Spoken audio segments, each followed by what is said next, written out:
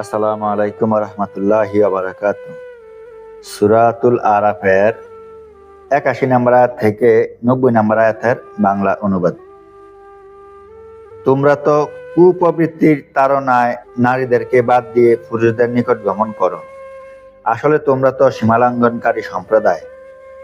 তার সম্প্রদায়ের লোকদের কোনো উত্তরই ছিল না, এটা ব্যতীত যে তারা বলেছিল, তোমাদের জনপদ থেকে তাদেরকে বহিষ্কার করে দাও।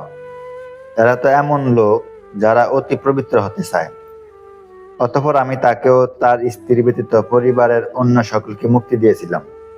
সে পশ্চাতে অবস্থানকারীদের অন্তর্ভুক্ত রয়ে গেল। আমি তাদের উপর প্রচুর পরিমাণে বৃষ্টি বর্ষণ করেছিলাম। অতএব অপরাধীদের পরিণাম কেমন হয়েছিল তা লক্ষ্য করো। আর আমি মাদিয়ানবাসীদের নিকট তাদের ভ্রাতা শোয়েবকে প্রেরণ করেছিলাম। তিনি বললেন, হে আমার সম্প্রদায়, তোমরা আল্লাহর ইবাদত করো। তিনি ব্যতীত তোমাদের অন্য কোনো উপাস্য নেই। তোমাদের নিকট তোমাদের প্রতিপালকের পক্ষ হতে সুস্পষ্ট প্রমাণ এসেছে। সুতরাং তোমরা মাপ ও ওজন পরিপূর্ণভাবে প্রদান করো।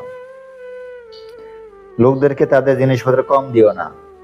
আর দুনিয়ায় শান্তি স্থাপনের পর বিপর্যয় সৃষ্টি করো না।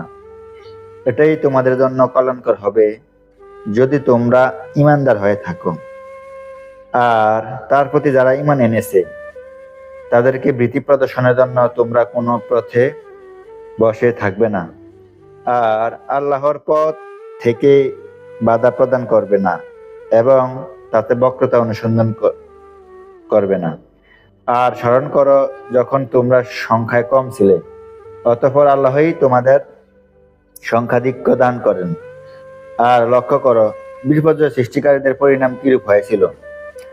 আর আমি যা নিয়ে প্রেরিত হয়েছি তার প্রতি যদি তোমাদের কোনো দল ঈমান আনে এবং কোনো দল ঈমান না আনে, তাহলে তোমরা ধৈর্য ধারণ করো, যতক্ষণ না আল্লাহ আমাদের মাঝে ফয়সালা করে দেন। আর তিনি তো উত্তম ফয়সালাকারী।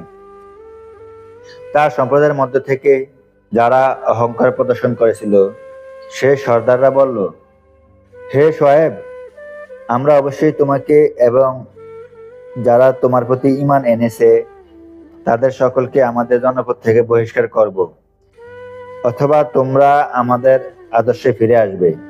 তিনি বললেন, যদি আমরা তা অপছন্দ করি, তবুও কি তোমাদের মতাদর্শ থেকে আল্লাহ আমাদেরকে মুক্তি দেওয়ার পর আমরা যদি আবার ফিরে যাই তোমাদের মতাদর্শে, তাহলে তো আমরা আল্লাহ তাআলার উপর মিথ্যারোপ করে ফেললাম।